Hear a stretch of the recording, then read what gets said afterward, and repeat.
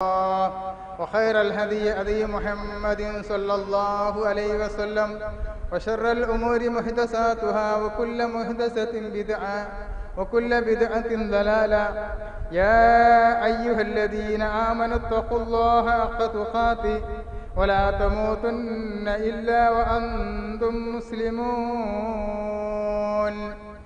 أعوذ بالله من الشيطان الرجيم بسم الله الرحمن الرحيم كلا إذا بلغت التراقي وقيل من راق وظن أنه الفراق والتفت الساق بالساق. ഏറ്റവും സ്നേഹധരണീയരായ സത്യവിശ്വാസികളെ, വിശ്വാസിനികളെ, ജീവിതത്തിലുടനീളം കഴിവിൻ്റെ പരമാവധി അള്ളാഹുവിൻ്റെ വിധികളും വിലക്കുകളും സൂക്ഷിച്ച് ജീവിക്കണമേ എന്ന് എന്നെയും നിങ്ങളെയും ആദ്യമായി ഓർമ്മപ്പെടുത്തുകയാണ്. റമദാനിൻ്റെ അവസാനത്തെ പത്തിലാണ് നാം ഉള്ളത്.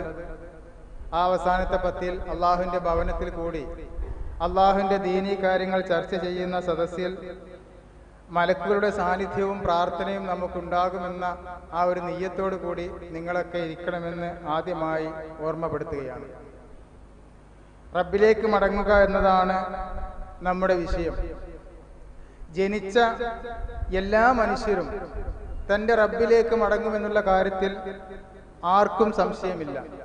അഥവാ മരണപ്പെടുമെന്നുള്ള കാര്യത്തിൽ ആർക്കും ഈ ലോകത്ത് സംശയമില്ല.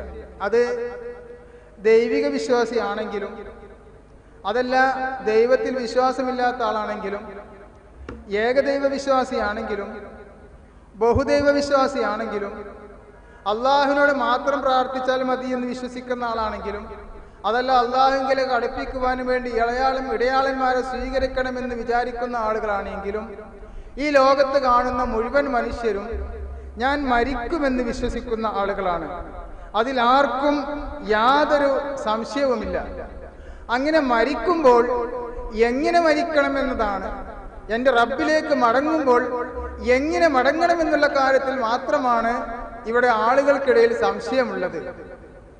അള്ളാഹു നമുക്ക് പറഞ്ഞു തരുന്ന ഒരു വചനം റസൂലുള്ളാഹി സ്വല്ലല്ലാഹു അലൈഹി വസല്ലം തൻ്റെ എല്ലാ ഉപദേശങ്ങളിലും നാം എല്ലാ ഖുത്ബകളിലും എല്ലാ ക്ലാസുകളിലും കേൾക്കാറുള്ളൊരു വചനം, യാ അയ്യുഹല്ലദീന ആമനു തഖുല്ലാഹ്, ഏ സത്യവിശ്വാസികളെ, നിങ്ങൾ അള്ളാഹുവിനെ സൂക്ഷിക്കേണ്ട മുറപ്രകാരം സൂക്ഷിക്കണം.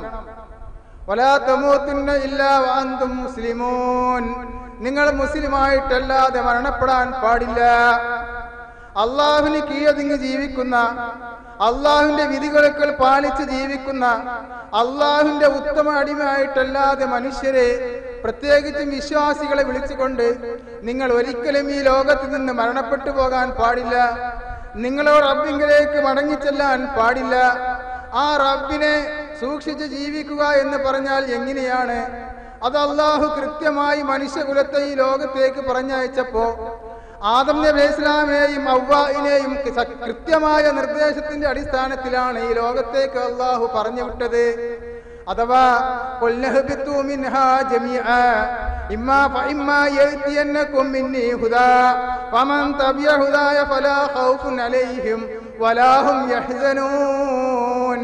ഇതാ നിങ്ങളെ ഞാൻ ഭൂമിയിലേക്ക് പറഞ്ഞയക്കുകയാണ്. ഖുൽനഹ്ബിതു മിൻഹാ ജമീഅ, മുഴുവൻ ആളുകളെയും ഭൂമി ലോകത്തേക്ക് പറഞ്ഞു തരികയാണ്. ഫഇമ്മാ യഅതിയന്നകും മിന്നി ഹുദാ, എന്റെ നേർമാർഗം ഇതാ ഞാൻ നിങ്ങളിലേക്ക് എത്തിച്ചു തരും. എന്റെ നേർമാർഗം നിങ്ങളിലേക്ക് അയച്ചു തരുവാൻ, നിങ്ങൾ എങ്ങനെയാണ് അവിടെ ജീവിക്കേണ്ടത് എന്ന സത്യമാർഗം അയച്ചു തരുവാനുള്ള മാർഗം ഞാൻ ഉണ്ടാക്കും. ഫമൻ തബിഅ ഹുദായ ഫലാ ഖൗഫുൻ അലൈഹിം വലാ ഹും യഹ്സനൂൻ. ആ മാർഗം പിൻപറ്റുകയാണ് എങ്കിൽ, ആ മാർഗം സ്വീകരിക്കുകയാണ് എങ്കിൽ, ആ മാർഗത്തെ ഇത്തിബാ ചെയ്ത് ജീവിക്കുകയാണ് എങ്കിൽ ഒന്നും പേടിക്കേണ്ട, നിങ്ങൾ ഭയപ്പെടേണ്ടതില്ല. അഥവാ അള്ളാഹു നമ്മുടെ തറവാട്ടിൽ നിന്ന് നമ്മെ പുറത്താക്കുകയാണ്.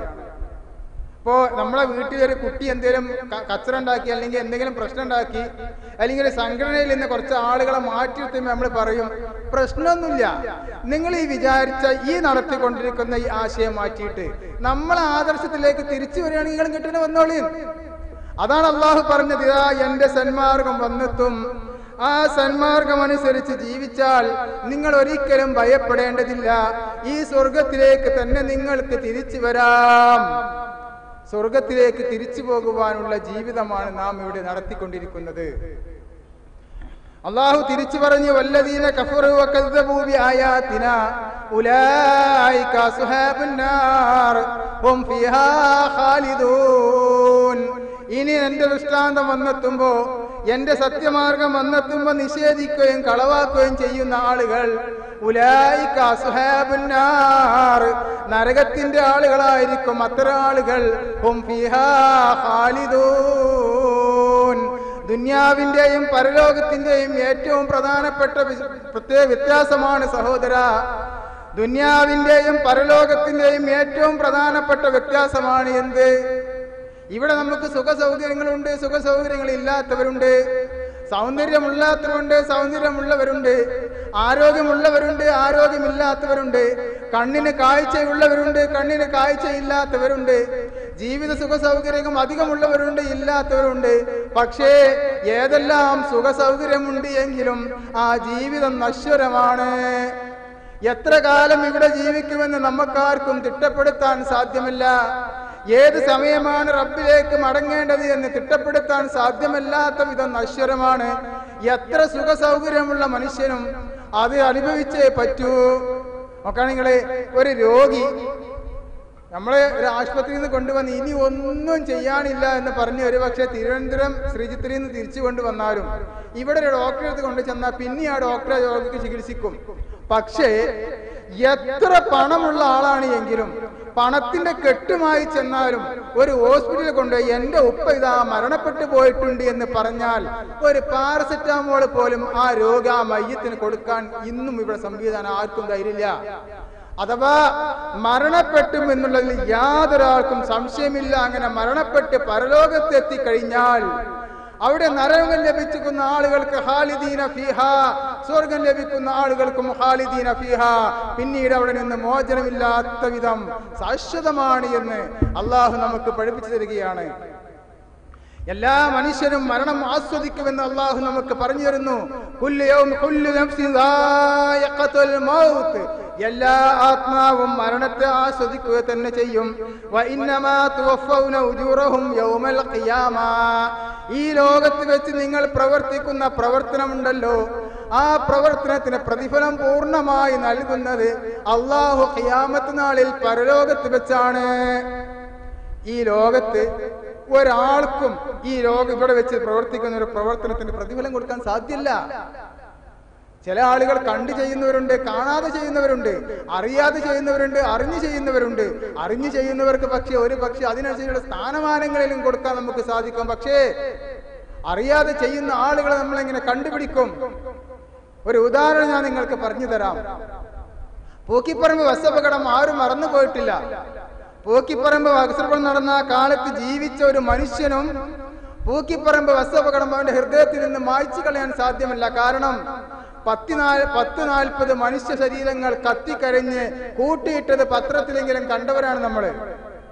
ആ ബസ് അപകടത്തിൽപ്പെട്ട ഒരു സുഹൃത്ത് നമ്മുടെയൊക്കെ കൂട്ടുകാരനായ വേങ്ങര മനാർ ഉദയിൽ അധ്യാപകനായിരുന്ന നമ്മുടെ ഒരു കൂട്ടുകാരൻ, അദ്ദേഹം ഒരു കല്യാണം കഴിഞ്ഞ് തിരിച്ചു വരുന്ന അവസരത്തിലാണ് ആ ബസ് അപകടമുണ്ടായത്. ബസ് കത്തി. അദ്ദേഹം അതിലൂടെ സ്വാഭാവികമായും പുരുഷന്റെ ശക്തി ഉപയോഗിച്ച് അദ്ദേഹം ആ തീയിൽ നിന്ന് രക്ഷപ്പെട്ട് പുറത്തേക്ക് ചാടി. ആ സമയത്താണ് തന്റെ ഭാര്യയും തന്റെ പിഞ്ചു കുഞ്ഞും ഇതാ തീനാളങ്ങൾ വീങ്ങാൻ പോവുകയാണ് എന്ന് ആ സുഹൃത്ത് മനസ്സിലാക്കുന്നത്. ആ സുഹൃത്ത് ഒരു മിനിറ്റ് പോലും നോക്കി നിന്നില്ല. ആ ബസ്സിന്റെ ഉള്ളിലേക്ക് തീയിലേക്ക് കടന്നു കയറുകയും തന്റെ ഭാര്യയെ രക്ഷപ്പെടുത്തി പുറത്തേക്ക് രക്ഷപ്പെടുത്തിയിട്ട് തന്റെ കുഞ്ഞിനെടുത്ത് ഭാര്യയുടെ കയ്യിലേക്ക് കൊടുത്തപ്പോഴേക്കും അദ്ദേഹത്തെ തീനാളങ്ങൾ വിഴുങ്ങുകയും ആ കൂട്ടുകാരൻ മരണപ്പെടുകയും അള്ളാഹുവിന്റെ മാർഗത്തിൽ ഷഹീദാവുകയും ചെയ്തു. ഒരു സംഭവം. രണ്ടാമതൊരു സംഭവം നോക്കും നിങ്ങൾ.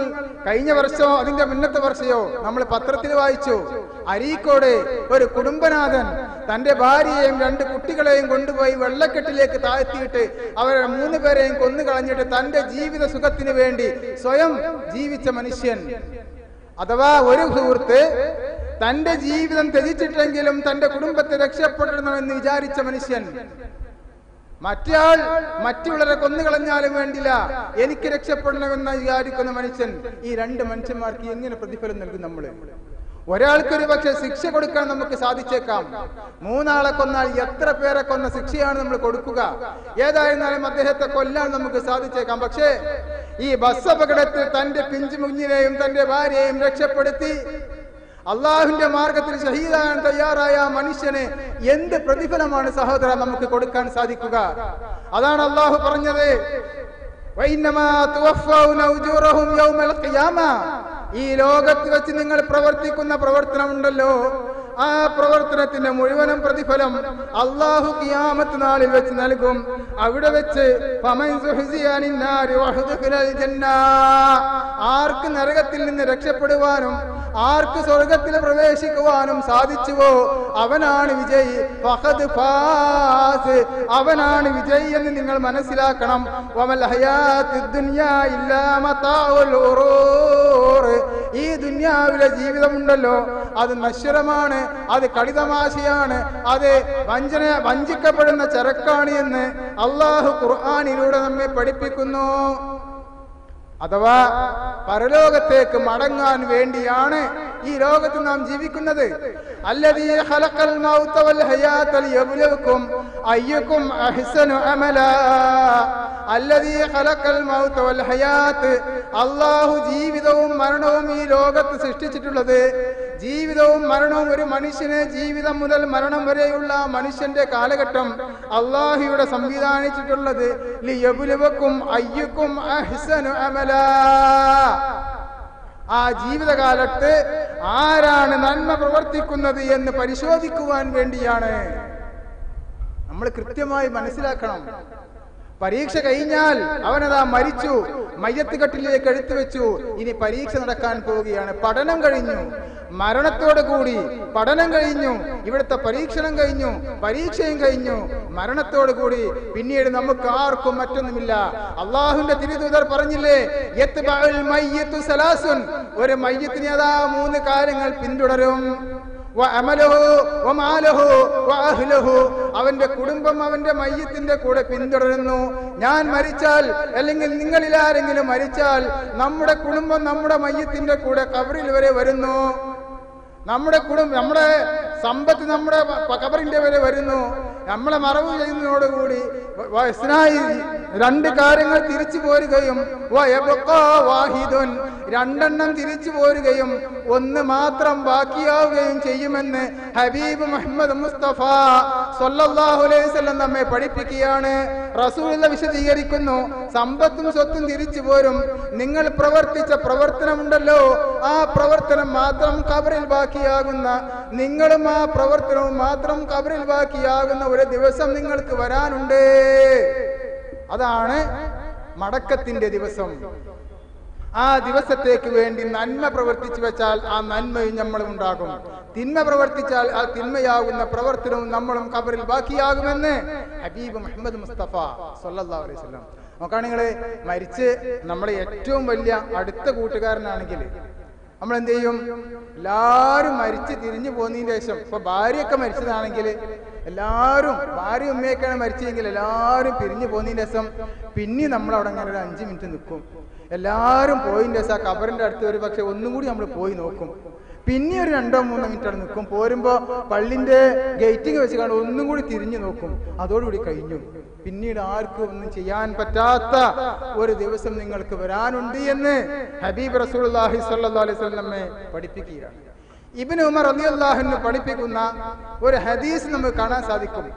അദ്ദേഹം പറയുകയാണ്, ഒരിക്കൽ അല്ലാഹുവിന്റെ റസൂൽ സ്വല്ലല്ലാഹു അലൈഹി വസല്ലം അഖദ മിൻ മൻകിബി, എന്റെ ചുമലിൽ ഇങ്ങനെ തട്ടിക്കൊണ്ട് റസൂലുള്ള തന്റെ കൂട്ടുകാരനായ, തന്റെ അനുചരനായ, തന്റെ അനുയായിയായ, തന്റെ കൂടെ എപ്പോഴും ഉണ്ടാകുന്ന അദ്ദേഹത്തിന്റെ ചുമയിൽ ഇങ്ങനെ തട്ടിക്കൊണ്ട് പറഞ്ഞു. എന്താ പറഞ്ഞത്? കുൻ ഫിദ്ദുനിയാ കഅന്നക ഉരീബ് ഔ ഓബിറു സബീൽ. ഇബ്നു ഉമറേ, നീ ഒരു കാര്യം ചെയ്യണം. ഈ ദുനിയാവിൽ നീ ഒരു യാത്രക്കാരനാണ്, അല്ലെങ്കിൽ നീ ഒരു വിദേശിയാണ്. അങ്ങനെ നീ കണക്കാക്കാൻ പാടുള്ളൂ. നമുക്കറിയാലോ, നമ്മളെ നാട്ടിൽ നിന്ന് ഒരുപാട് ആളുകൾ ഗൾഫ് രാജ്യത്തിലേക്ക് പോയവരുണ്ട്. ഇവിടെയുമുണ്ട് ഗൾഫ് നാട്ടിൽ പോയി തിരിച്ചു വന്ന ആളുകൾ. അവിടെ അവർക്ക് പല രീതിയിലുള്ള നിയമത്തുകളും ഉണ്ടായിട്ടും ഒരു സെന്റ് സ്ഥലം അല്ലെങ്കിൽ എന്തെങ്കിലും ഒരു സംവിധാനം അവർക്ക് ജീവിക്കാൻ വേണ്ടി, ഭാവിക്ക് വേണ്ടി ചെയ്തു വെച്ചിട്ടില്ല. കാരണം എന്താ? ഞാൻ അവിടെ ഒരു വിദേശിയാണ്, ഒരു യാത്രക്കാരനെ പോലെയാണ്. അവിടെ സംവിധാനിച്ചു വെക്കേണ്ട ആവശ്യമില്ലാത്തത് കൊണ്ട് ആരും സംവിധാനിച്ചു വെച്ചിട്ടില്ല. അതുപോലെയാണ് ദുനിയാവിൽ ജീവിക്കേണ്ടത് എന്ന്. ഒന്നും സമ്പാദിച്ചു വെക്കണ്ട എന്നല്ല, പക്ഷേ സമ്പാദിക്കുമ്പോ ആ മാർഗദർശനം പിൻപറ്റിയിട്ടായിരിക്കണം നിങ്ങൾ ജീവിക്കുമ്പോ. ആ മാർഗദർശനം പിൻപറ്റിയിട്ടായിരിക്കണം. എന്നിട്ട് ഇബ്നു ഉമർ റളിയല്ലാഹു അൻഹു പറയുകയാണ്,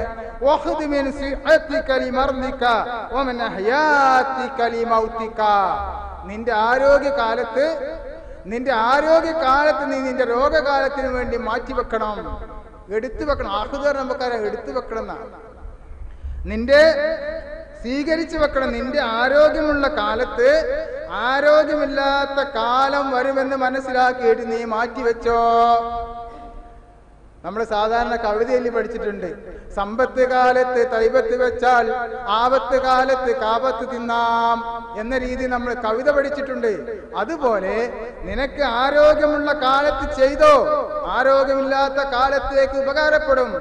നീ നിന്റെ മരണത്തിന് മുമ്പ് ചെയ്തു വെച്ചോ, ജീവിതകാലത്ത് ചെയ്തു വെച്ചോ, എന്നാൽ നിനക്ക് മരണശേഷം ഉപകാരപ്പെടുമെന്ന് ഇബ്നു ഉമർ റളിയല്ലാഹു അൻഹു പറയാറുണ്ടായിരുന്നു.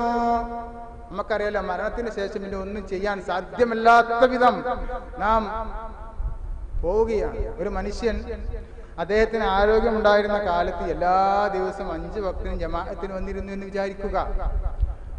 അദ്ദേഹത്തിന് കുറച്ചു കാലം കഴിഞ്ഞപ്പോ അദ്ദേഹത്തിന് രോഗം മൂലം അതിനൊന്നും വരാൻ പറ്റാതെയായി. നമ്മളോട് സഹകരിച്ച് അദ്ദേഹത്തിന്റെ ആദർശവുമായി പ്രവർത്തിക്കാൻ സാധിക്കാതെയായി.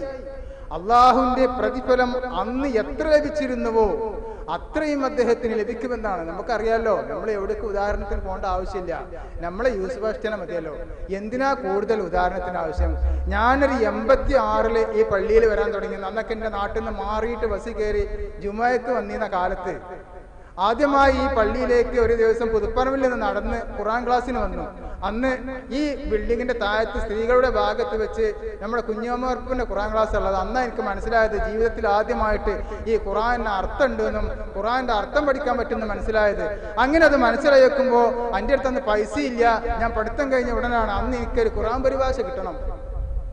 അവസാനത്തെ ഭാഗത്തൊരു ഖുർആൻ പരിഭാഷ കിട്ടണം. ഇവിടെ ആരോടോ ചോദിച്ചോ പറഞ്ഞ് ഇങ്ങനെ ഒരാളുണ്ട്, യൂസുഫ് ഹാഷി എന്നാണ് പേര്. എനിക്ക് അദ്ദേഹത്തിന് അറിയില്ല, അദ്ദേഹത്തിന് എനിക്കും അറിയില്ല.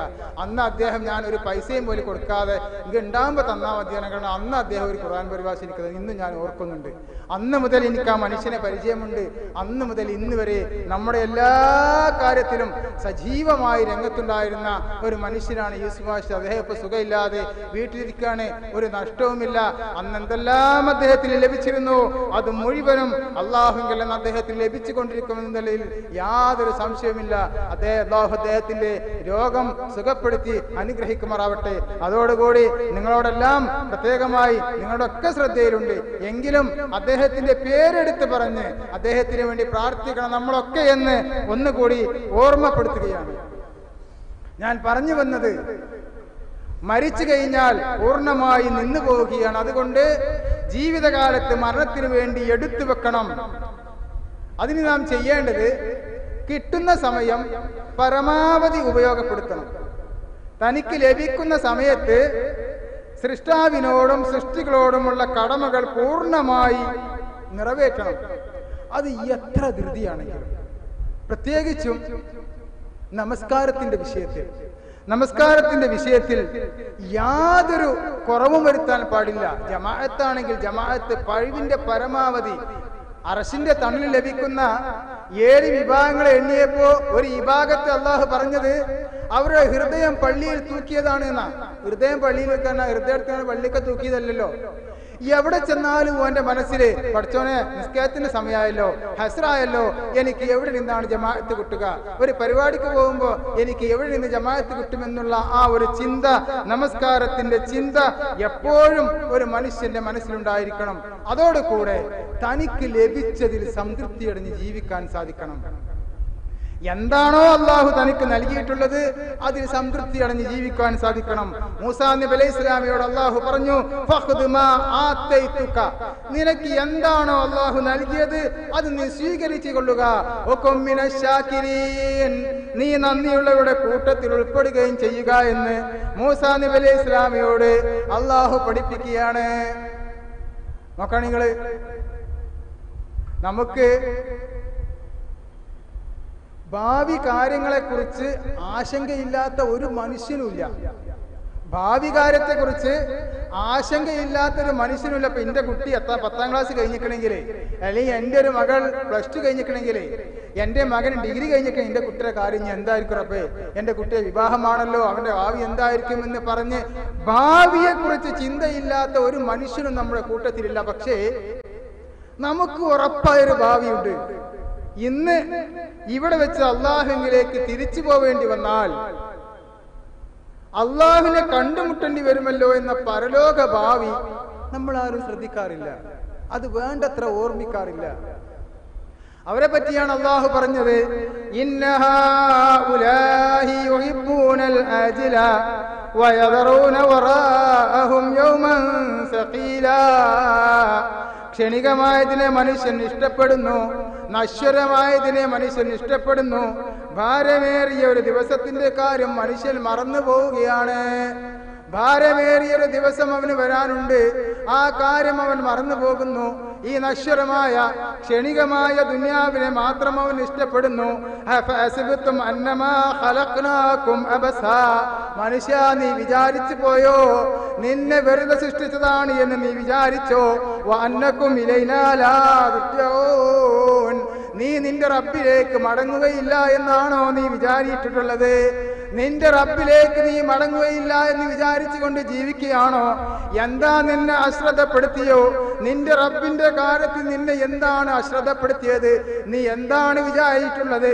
എന്തിനാണ് നിന്നെ സൃഷ്ടിച്ചിട്ടുള്ളത്? വമാ ഖലഖ്തുൽ ജിന്ന വൽ ഇൻസ ഇല്ലാ ലിയഅ്ബുദൂൻ. മനുഷ്യ, നിന്നെയും ജിന്നുകളെയും മനുഷ്യനെയും ജിന്നുകളെയും അള്ളാഹു ഈ ലോകത്തേക്ക് പറഞ്ഞയച്ചിട്ടുള്ളത്, അള്ളാഹു ഈ ലോകത്ത് സൃഷ്ടിച്ചിട്ടുള്ളത് അള്ളാഹുവിനെ ആരാധിക്കാൻ വേണ്ടിയല്ലാതെ മറ്റൊന്നുമല്ല. അള്ളാഹു നമ്മെ ഓർമ്മപ്പെടുത്തുകയാണ്. പക്ഷേ മനുഷ്യന് അള്ളാഹു ഒരു സ്വാതന്ത്ര്യം നൽകി.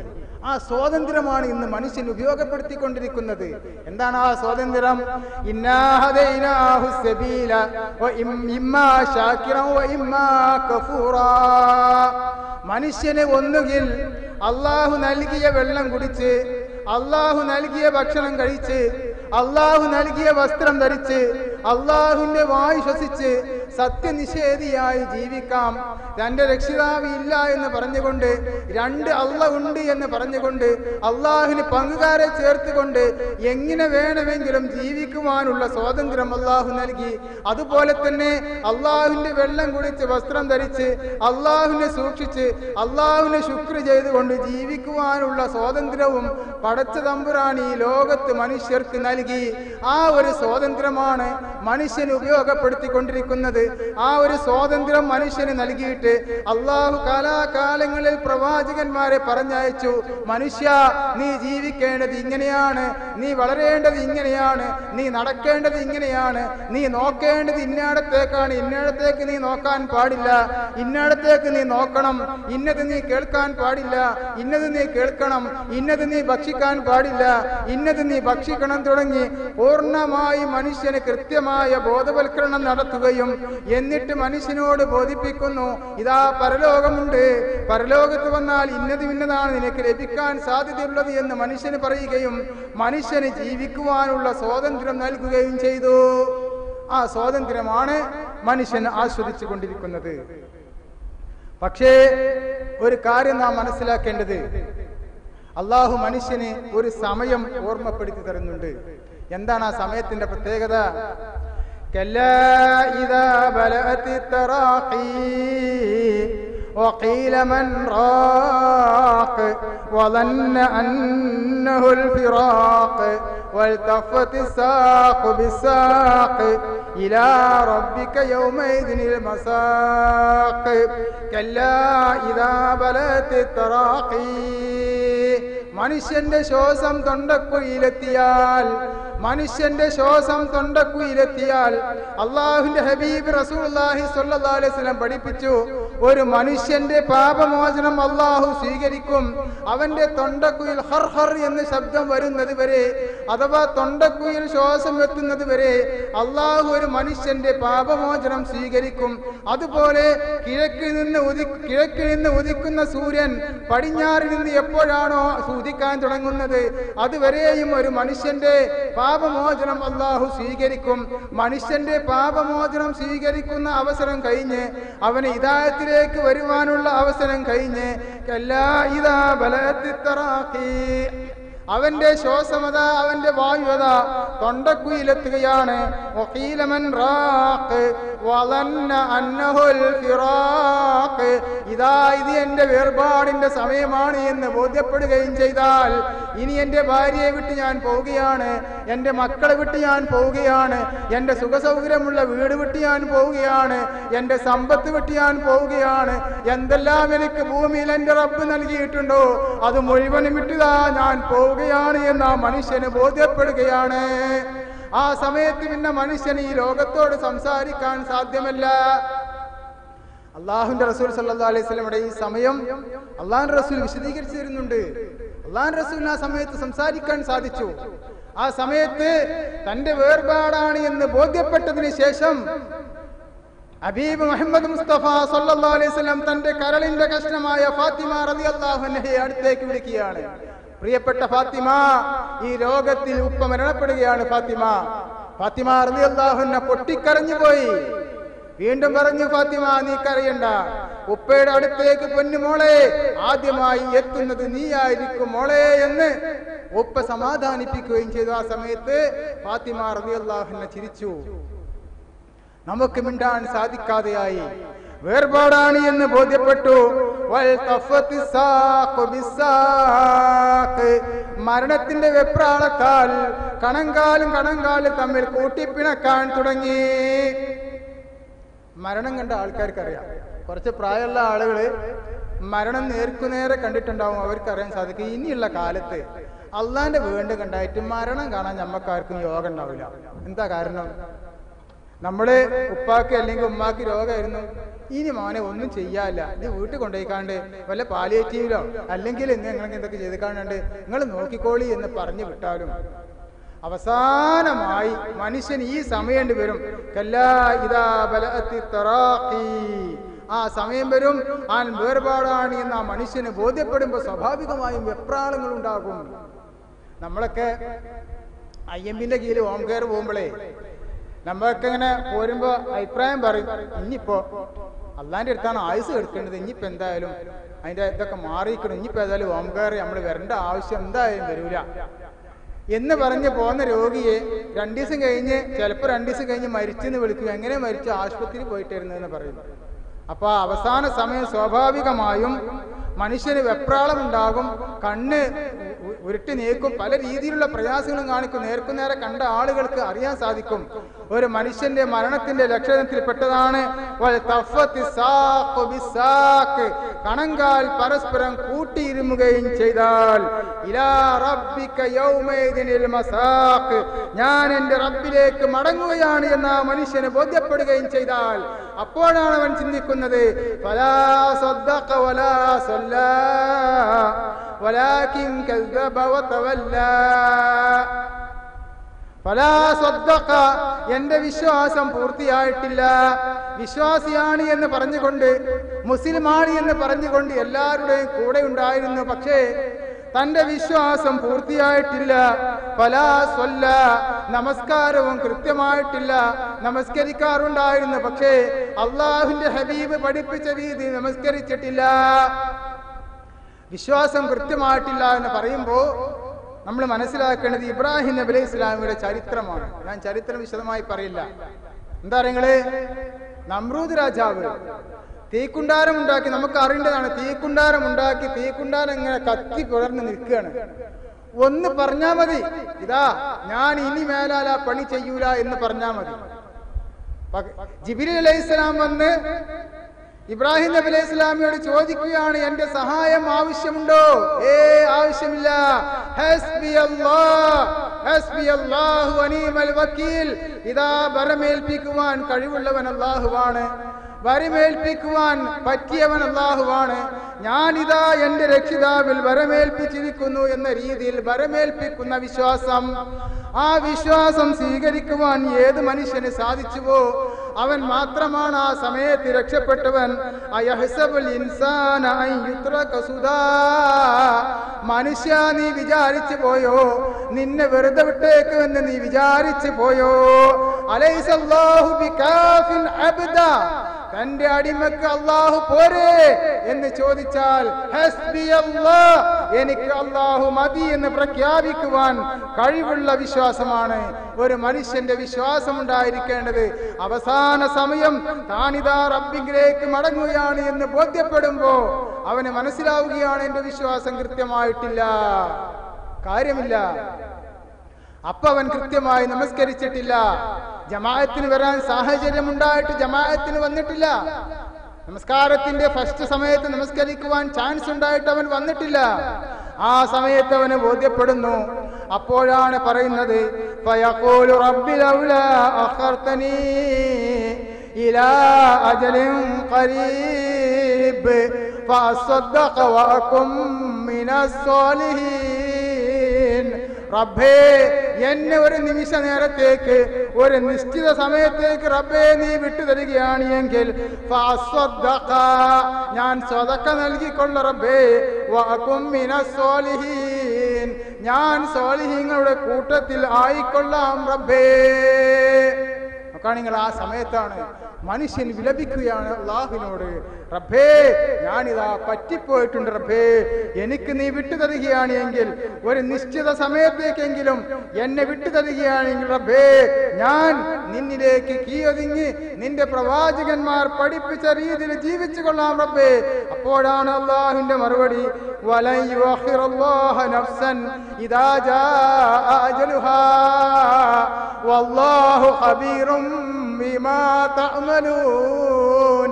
ഇതാ നിനക്കൊരു അവധി നിശ്ചയിച്ചു തന്നിരുന്നു, ഒരു നിശ്ചിത സമയം നിനക്ക് നിശ്ചയിച്ചു തന്നിരുന്നു. നിന്റെ ഉമ്മയുടെ ഗർഭാശയത്തിൽ 120 ദിവസം പ്രായമായപ്പോ അല്ലാഹു അതാ മലക്കിനെ പറഞ്ഞയക്കുകയാണ്.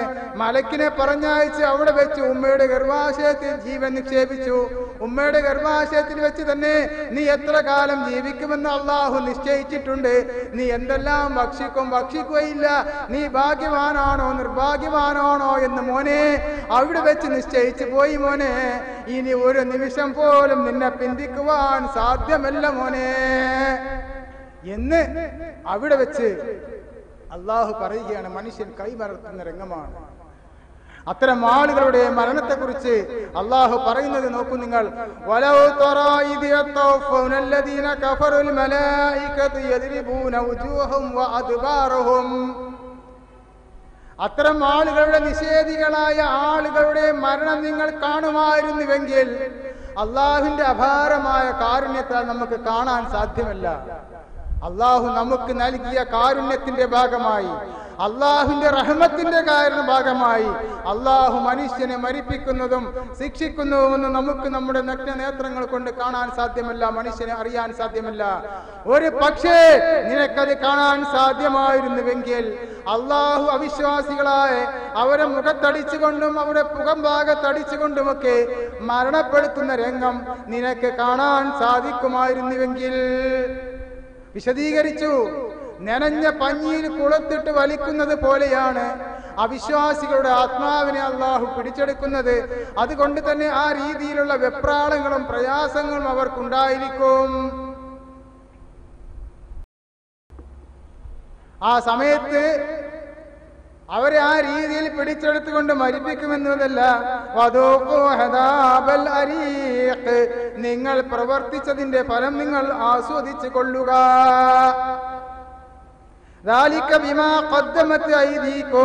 അത് നിങ്ങൾ മുൻകൂട്ടി പ്രവർത്തിച്ചു വെച്ചത് നിമിത്തമാണ്.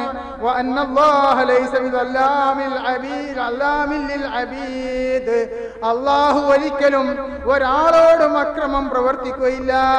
നിങ്ങൾ മുമ്പ് ചെയ്തു വെച്ചതിന്റെ ഫലമാണ്, നിങ്ങൾ മുമ്പ് പ്രവർത്തിച്ചതിന്റെ ഫലമാണ്.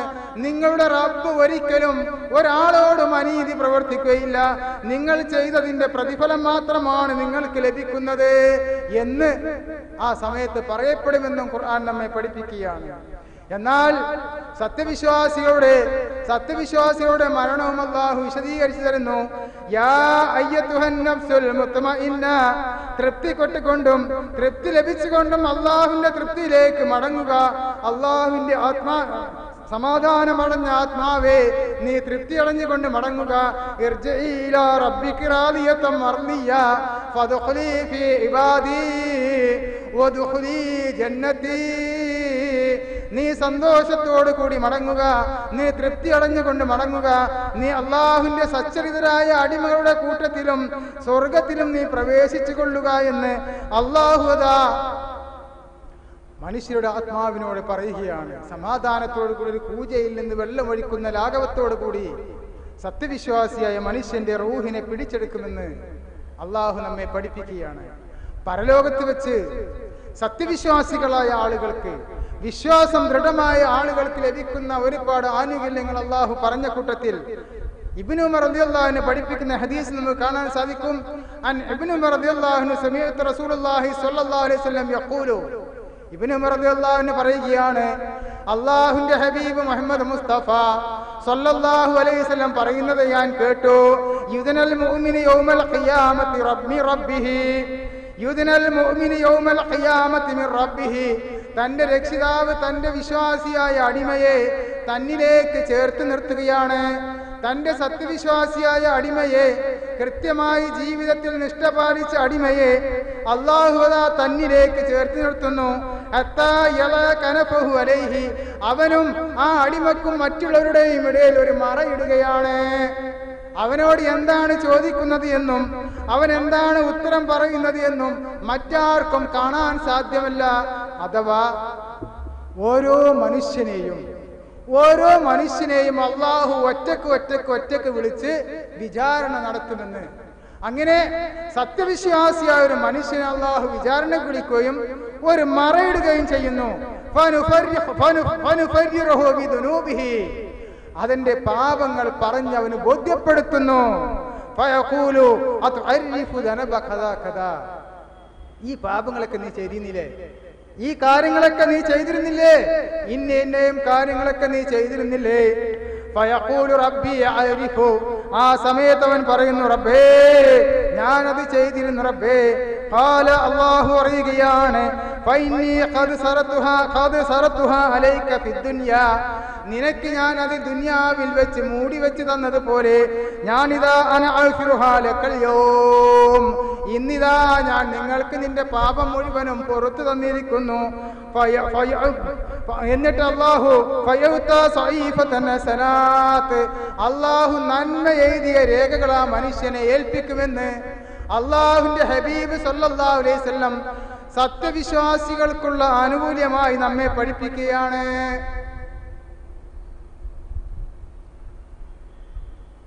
റസൂലുള്ളാഹി പഠിപ്പിച്ചൊരു കാര്യം കൂടി ഞാൻ നിങ്ങളെ ഓർമ്മപ്പെടുത്തുകയാണ്.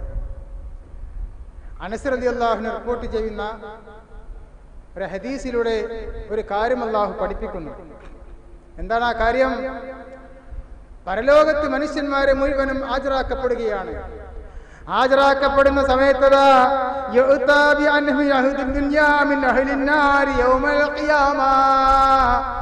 ഈ ലോകത്ത് വെച്ച് ധാരാളം അനുഗ്രഹങ്ങൾ ലഭിച്ച മനുഷ്യൻ, ഈ ലോകത്ത് വെച്ച് എന്തെല്ലാം സുഖം ആസ്വദിക്കുവാൻ പറ്റുമോ എന്തെല്ലാം സുഖത്തിൽ ജീവിക്കാൻ പറ്റുമോ ആ സുഖം മുഴുവനും അനുഭവിച്ച് ജീവിച്ച ഒരു മനുഷ്യൻ ഏതെല്ലാം രീതിയിലുള്ള അനുഗ്രഹങ്ങൾ അള്ളാഹു നൽകിയിട്ടുണ്ടോ അതെല്ലാം ആസ്വദിച്ച് ജീവിക്കുകയും ഏതെല്ലാം ജീവിക്കണമോ അതിനുള്ള സൗകര്യങ്ങൾ മുഴുവനും നൽകിയ മനുഷ്യൻ അങ്ങനെ തോന്നിയ പോലെ ജീവിച്ച് പരലോകത്ത് ഖിയാമത്ത് നാളിൽ നരകക്കാരനായി മാറിയ ഒരു മനുഷ്യൻ ആ മനുഷ്യനെ അതാ അള്ളാഹു നരകത്തിൽ നിന്ന് ചായ മുക്കിയെടുത്തു എന്നാണ് ഹദീസിലെ പ്രയോഗം. ഏതായാലും തനിക്ക് പ്രവേശിക്കുവാനുള്ള മോനെ ഇതാ ഈ സ്ഥലമാണ് മോനെ, നിനക്ക് പ്രവേശിക്കുവാനുള്ള സ്ഥലമാ കത്തിയാളുന്ന നരകമാണ് മോനെ എന്ന് കാണിച്ചു കൊടുത്തതിന് ശേഷം സുമ്മയുഖാൽ അള്ളാഹു ആ മനുഷ്യനോട് ചോദിക്കുകയാണ്, യാ ഇബ്നു ആദം, ആദമിന്റെ സന്താനമേ, അൽ റഅയ്തു ഖൈറൻ ഖത്തു, നീ ദുനിയാവിൽ വെച്ച് ഏതെങ്കിലും രീതിയിലുള്ള ഒരു സുഖം നീ അനുഭവിച്ചിട്ടുണ്ടോ മോനെ? ആരോടാ ചോദിക്കുന്നത്? ദുനിയാവിൽ വെച്ച് എന്തെല്ലാം ആസ്വദിക്കണമോ അത് മുഴുവൻ ആസ്വദിച്ച് ജീവിച്ച് മരിച്ചുപോയ മനുഷ്യനോട് തനിക്ക് പ്രവേശിക്കുവാനുള്ള സ്ഥലം കാണിച്ചു കൊടുത്ത് അള്ളാഹു ചോദിക്കുന്നു, മനുഷ്യ, നിനക്ക് നിന്റെ ജീവിതത്തിൽ എന്തെങ്കിലും ഒരു സുഖം നിന്നെ കഴിഞ്ഞു പോയിട്ടുണ്ടോ? ആ സമയത്ത് ആ മനുഷ്യൻ മറുപടി പറയുകയാണ്, ഫയഖൂലു ലാ വല്ലാഹി യാ റബ്ബി, എന്റെ റബ്ബേ, എന്റെ ജീവിതത്തിൽ ഒരു നിമിഷം പോലും സുഖം എനിക്ക് അനുഭവിക്കാൻ സാധിച്ചിട്ടില്ല റബ്ബേ എന്നാ മനുഷ്യൻ അല്ലാഹുവിനോട് മറുപടി പറയുന്നു. അഥവാ തനിക്ക് പ്രവേശിക്കുവാനുള്ള സ്ഥലത്തിന്റെ ഭീകരാവസ്ഥ കാണുമ്പോൾ എന്തെല്ലാം താൻ ആസ്വദിച്ചിട്ടുണ്ടോ അത് മുഴുവനും അവൻ മറന്നു പോകുമെന്നാണ് അല്ലാഹുവിന്റെ റസൂൽ സല്ലല്ലാഹു അലൈഹി വസല്ലം പറയുന്നത്.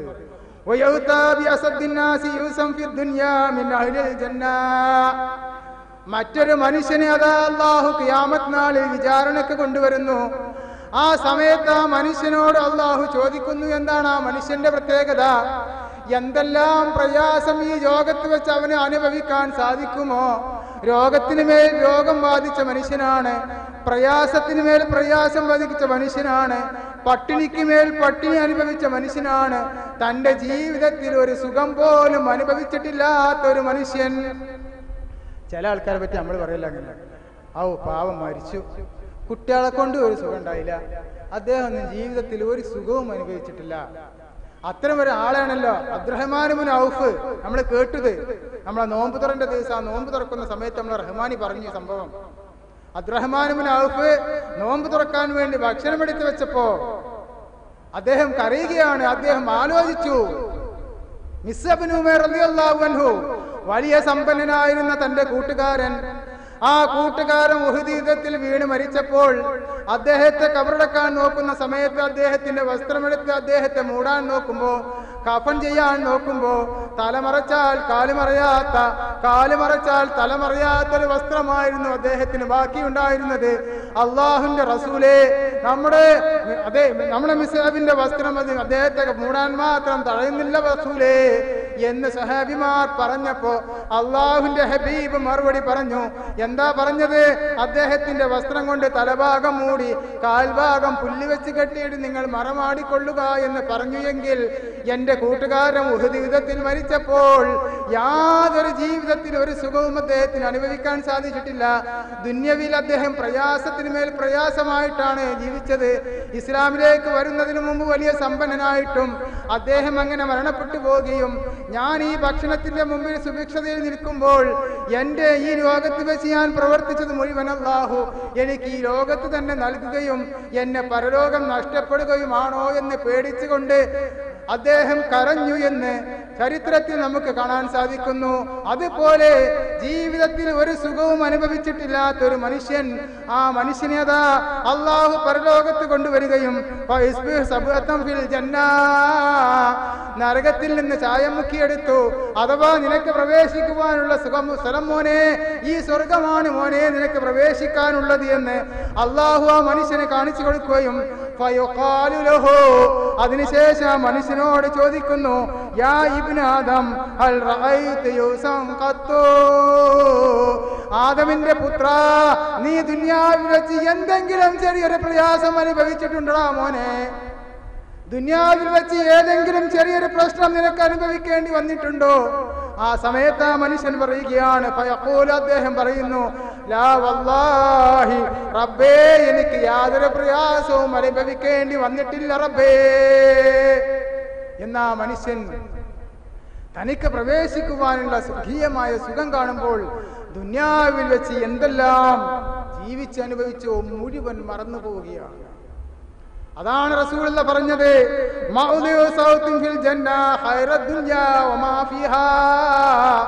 സ്വർഗത്തിൽ ഒരു ചാട്ടവാറ് ചാരി വെക്കുവാനുള്ള സ്ഥലം ലഭിക്കുക എന്നത് ഈ ലോകവും അതിലുള്ളത് മുഴുവനും കിട്ടുന്നതിനേക്കാൾ ഉത്തമമാണ് മുഅ്മിനേ. സ്വർഗത്തിൽ ഒരു ചാട്ടവാർ ചാരി വെക്കുവാനുള്ള സ്ഥലം കിട്ടിയാൽ ഈ ലോകത്ത് എന്തെല്ലാം ലഭിക്കുമോ ഈ ലോകവും അതിലുള്ളത് മുഴുവനും ലഭിക്കുന്നതിനേക്കാൾ ഉത്തമമാണ്. അല്ലാഹു റസൂൽ നമ്മെ പഠിപ്പിക്കുകയാണ്. അഥവാ തന്റെ റബ്ബിങ്കിലേക്ക് മടങ്ങേണ്ടതിന്റെ ആവശ്യകത വ്യത്യസ്ത രീതിയിൽ അല്ലാഹു നമ്മെ പഠിപ്പിക്കുന്നു. അല്ലാഹു റസൂൽ സല്ലല്ലാഹു അലൈഹി വസല്ലം ഒരിക്കൽ വെള്ളത്തിന്റെ അടുത്ത് കൂടെ പോയപ്പോഴേ വിരൽ മുക്കിയ വെള്ളത്തിൽ സഹാബിമാരുടെ മുമ്പിൽ വെച്ച് ആ വിരൽ പുറത്തേക്കെടുത്തു. സഹാബ, ഇതിലെന്താണ് ബാക്കിയുള്ളത്? അല്ലാഹുവിന്റെ റസൂലേ, ഒരു തുള്ളി വെള്ളം തന്നെ തികയില്ല റസൂലേ. എന്നാൽ ഇതാണ് പരലോകവും ദുനിയാവും തമ്മിലുള്ള വ്യത്യാസം. ആ കിടക്കുന്ന ജലാശയം പരലോകമാണ്, എന്റെ കയ്യിൽ ഈ പോകുന്നത് ദുനിയാവാണ് എന്ന് റസൂലുള്ളാഹി അവിടെ വെച്ച് സഹാബിമാരെ പഠിപ്പിക്കുകയാണ്. അല്ലാഹു സൂറത്തുൽ ഹദീദിലെ ഒരു വചനത്തിലൂടെ നമ്മെ പഠിപ്പിക്കുന്നുണ്ട്. നമ്മളൊക്കെ മാറേണ്ട ഒരു കാര്യമാണ് അദ്ദേഹം അല്ലാഹു പഠിപ്പിക്കുന്നത്. അലം യഅനില്ലദീന ആമനൂ അൻ തഖ്ശഅ ഖുലൂബുഹും ലിദിക്രില്ലാഹ് വമാ നസല മിനൽ ഹഖ് വലാ യകൂനൂ കല്ലദീന ഊതുൽ കിതാബ മിൻ ഖബൽ. നിങ്ങൾക്ക് മുമ്പ് വേദഗ്രന്ഥം നൽകിയ ആളുകളുണ്ടല്ലോ, അഥവാ ജൂതന്മാരും ക്രിസ്ത്യാനികളുമായ ആളുകൾ, നിങ്ങൾക്ക് മുമ്പ് വേദഗ്രന്ഥം നൽകി നിർദ്ദേശം വന്ന ആളുകൾ, ആ ആളുകളെ പോലെ ആവാതിരിക്കുവാനും അള്ളാഹു ഇറക്കിയ സത്യത്തിലേക്ക് തിരിച്ചു വരുവാനും നിങ്ങളുടെ ഹൃദയം വിറകൊള്ളുവാനും നിങ്ങളുടെ ഹൃദയത്തിൽ പേടിയാകുവാനും നിങ്ങൾക്ക് സമയമായില്ലേ? നോക്കാം, നിങ്ങള് നൂഹ് നബി അലൈഹി ഇസ്ലാം മുതൽ അള്ളാഹു പ്രവാചകന്മാരെ പറഞ്ഞയക്കാൻ തുടങ്ങിയിട്ടുണ്ട്. ഓരോ സമൂഹത്തെയും അള്ളാഹു വളർത്തിയെടുത്തു. കുറച്ച് കാലം കഴിഞ്ഞപ്പോൾ ആ സമൂഹം തെറ്റിപ്പോകുന്നു, മറ്റൊരു വിഭാഗത്തെ അള്ളാഹു കൊണ്ടുവരുന്നു, വേറെ പ്രവാചകനെ പറഞ്ഞയക്കുന്നു. മുഹമ്മദ് മുസ്തഫ സല്ലല്ലാഹു അലൈഹി വസല്ലമയോട് കൂടി ആ ഒരു സംവിധാനം നിൽക്കുകയും അള്ളാഹുവിന്റെ ഖുർആനും റസൂലുള്ളാഹിയുടെ ചര്യയും തമ്മിൽ വിട്ടേച്ചു പോവുകയും ചെയ്യുന്നു. 1400 വർഷം കഴിഞ്ഞപ്പോ മുസ്ലിമേ, 1400 വർഷം കഴിഞ്ഞപ്പോ നിനക്ക് അള്ളാഹുവിന്റെ റസൂലിന്റെ സുന്നത്തിലേക്കും ഖുർആനിലേക്കും തിരിച്ചു പോകാൻ സമയമായിട്ടില്ലേ? ഫതാല അലൈഹിമുൽ അമദു ഫഖസത് ഖുലൂബുഹും. കാലം ദീർഘിച്ചപ്പോൾ അവരുടെ ഹൃദയങ്ങൾ കടുത്തുപോയി. അഥവാ മക്കളായപ്പോഴേ എന്താണ് വിശ്വാസമെന്നും എന്താണ് പ്രവർത്തനമെന്നും മനസ്സിലാക്കാൻ പറ്റാത്ത അവസ്ഥയിലേക്ക് മാറി. ഇപ്പൊ നമ്മുടെ കുട്ടികൾക്കൊക്കെ സംഭവിച്ചത് അതാണ്. ഉമർ ഇബ്നു ഖത്താബ് റളിയല്ലാഹു അൻഹു പറഞ്ഞു, ജാഹിലിയത്ത് എന്താണ് എന്ന് മനസ്സിലായില്ലെങ്കിൽ എന്താണ് ഇസ്ലാം എന്ന് മനസ്സിലാവുകയില്ല. നമുക്ക് കുറച്ച് കുട്ടികളുണ്ട്, ഇപ്പൊ ജാഹിലിയത്ത് എന്താണെന്നറിയില്ല, പ്രയാസം എന്താണെന്നറിയില്ല. ഇപ്പൊ നമ്മൾക്കൊക്കെ അറിയാം. അപ്പൊ ഇന്ത്യയൊക്കെ ചെറുപ്പത്തിൽ വരെ സ്കൂളിലും മദ്രസയിലൊക്കെ പോയപ്പോ ചെരുപ്പുണ്ടാവില്ല. ചെരുപ്പൊക്കെ ഞാനൊക്കെ ചെരുപ്പ് ധരിച്ചിട്ടുണ്ടത് 22ാമത്തെ വയസ്സിലാണ് ചെരുപ്പ് ധരിക്കാൻ തുടങ്ങിയിട്ടുണ്ട്. സ്ലേറ്റ് ഉണ്ടാവില്ല, പുസ്തകം ഉണ്ടാവില്ല, അതുപോലെ തന്നെ വീട്ടിൽ വന്ന ഭക്ഷണം ഉണ്ടാവില്ല. സ്കൂളിൽ നിന്ന് ഉച്ച മുതൽ വൈകുന്നേരം വരെയുള്ള സ്കൂളായിരുന്നു. അന്ന് സ്കൂളിൽ നിന്ന് പോലെ ഉച്ചച്ചോറില്ല, എന്നെങ്കിലും ഒരു ദിവസം റവ ഉണ്ടാവുള്ളൂ. ഉച്ചക്ക് വീട്ടിലേക്ക് വരൂല. എന്താ കാരണം? ഉച്ചക്ക് വീട്ടിൽ വന്ന് ആ ഭക്ഷണം അപ്പൊ കഴിച്ചാല് പണ്ട് കഴിഞ്ഞു പോയ കഥ പറയണ്ടിട്ടാ, ഇപ്പോഴല്ല. ഉച്ചക്ക് വന്ന് ആ ഭക്ഷണം കഴിച്ചാൽ വൈകുന്നേരം വരുമ്പോ വീട്ടിലൊന്നും ഉണ്ടാവില്ല. ഉച്ചക്ക് കുട്ടികളെ കൂടുതൽ കളിച്ച് ഇങ്ങനെ ഉച്ചക്ക് വിശപ്പറിയാതാണ് പോവും. അപ്പൊ ആ ഭക്ഷണം വൈകുന്നേരം വന്ന് വീട്ടിൽ നിന്ന് കഴിക്കാമെന്ന് വിചാരിച്ച് അത്ര പ്രയാസപ്പെട്ടിരുന്ന കാലം ഭക്ഷണത്തിന്റെ വിഷയത്തിൽ. അതുപോലെ നമ്മുടെ പ്രസ്ഥാന രംഗത്ത് പ്രയാസം അനുഭവിച്ചത് സിദ്ദീഖ് അൻസാരിയോട് വിശദീകരിച്ചു കഴിഞ്ഞ നമ്മളെ ഇഫ്താറിന്റെ ദിവസം കെ മൗലയെ പോലുള്ള ആളുകൾ, ഉമർ മൗലവിനെ പോലുള്ള ആളുകൾ പ്രയാസം അനുഭവിച്ചത് അതൊന്നും അറിയാത്ത, പ്രയാസമറിയാത്ത കുട്ടികൾ വളർന്നു വന്നപ്പോൾ എന്താണ് ഇസ്ലാം എന്നറിയില്ല, എന്താണ് പ്രയാസമെന്നറിയില്ല. ഉപ്പമാ സമ്പാദിച്ചു വെച്ചിട്ടുണ്ട്. പല പിതാക്കളും നമ്മളോട് പറഞ്ഞ് കരയുകയാണ്, മോനെ ഞാൻ ഗൾഫിൽ പോയി പ്രയാസം അനുഭവിച്ച് വളർത്തിയുണ്ടാക്കി സമ്പാദിച്ചുണ്ടാക്കി അവനെ ഇന്ന ഡിഗ്രി എടുത്തിട്ട് ഇപ്പോൾ അവന് ജോലി ആവശ്യമില്ലത്രേ. ആ രീതിയിലേക്ക് കാലം കടുത്തപ്പോ, കാലം കൂടിയപ്പോ, കാലം ദീർഘിച്ചപ്പോ മനുഷ്യന്മാർ സത്യത്തിൽ നിന്ന് അകന്നു പോവുകയാണ്. നമുക്കും ആ രോഗം ബാധിക്കാൻ പാടില്ല എന്ന് അള്ളാഹു വിശദീകരിച്ചു തരികയാണ്. ജൂത ക്രിസ്ത്യാനികൾ പോയ പോലെ നിങ്ങളാവാൻ പാടില്ല, സത്യത്തിൽ നിന്ന് തെറ്റിപ്പോകുന്ന ഒരു വിഭാഗമായി നിങ്ങൾ ആകാൻ പാടില്ല എന്നുകൂടി അള്ളാഹു നമുക്ക് വിശദീകരിച്ചു തരുന്നു. ഇതെല്ലാം നമ്മുടെ ജീവിതത്തിലേക്ക് ഉൾക്കൊള്ളുവാനുള്ള കാര്യങ്ങളാണ് അള്ളാഹും റസൂലും പഠിപ്പിക്കുന്നത് എന്ന് നമ്മൾ മനസ്സിലാക്കുക. റബ്ബിങ്കിലേക്ക് മടങ്ങുവാനുള്ള തയ്യാറെടുപ്പിലാണ് ഈ സമയത്ത് ഞാനും നിങ്ങളും ഉള്ളത്. പാപമോചനത്തിന്റെ പത്തിലാണ്. പല ആളുകളും 10 ദിവസം ഇഅ്തികാഫ് നിയ്യത്ത് ചെയ്ത് പള്ളിയിൽ ഇരുന്ന ആളുകളുണ്ട്. അല്ലാത്തവർ ഒറ്റയിട്ട് രാവിലെയെങ്കിലും രാത്രിയിൽ പള്ളി കഴിച്ചു കൂടുന്ന ആളുകളുണ്ട്. അതിനൊന്നും സാധിക്കാത്ത ആളുകൾ റബ്ബിങ്കിലേക്ക് കൈ ഉയർത്തിക്കൊണ്ട് റബ്ബേ പറ്റിപ്പോയിട്ടുണ്ട് നാഥ, എല്ലാം വിട്ടുപുറത്ത് മാപ്പാക്കി തന്നെ റബ്ബേ എന്ന് പറഞ്ഞ് റബ്ബിങ്കിലേക്ക് തിരിച്ചു പോകുന്ന ഒരു സാഹചര്യത്തിലാണ് നാം ഉള്ളത് എന്ന് നമുക്കൊക്കെ അറിയാവുന്നതാണ്. അള്ളാഹു നമ്മെ യഥാർത്ഥ വിശ്വാസികളുടെ കൂട്ടത്തിൽ ഉൾപ്പെടുത്തുമാറാവട്ടെ. അള്ളാഹുവേ, ഞങ്ങൾ ഇന്ന് വന്നു പോയിട്ടുള്ള ചെറുതും വലുതുമായ എല്ലാ തെറ്റുകുറ്റങ്ങളും റബ്ബേ വിട്ടുപുറത്ത് മാപ്പാക്കി നൽകണമേ റഹ്മാനെ. അള്ളാഹുവേ, ഞങ്ങളുടെ കൂട്ടത്തിൽ രോഗം ബാധിച്ച് പ്രയാസമനുഭവിക്കുന്ന മുഴുവൻ ആളുകൾക്കും നാഥ നീ രോഗശമനം നൽകണമേ റഹ്മാനെ. അള്ളാഹുവേ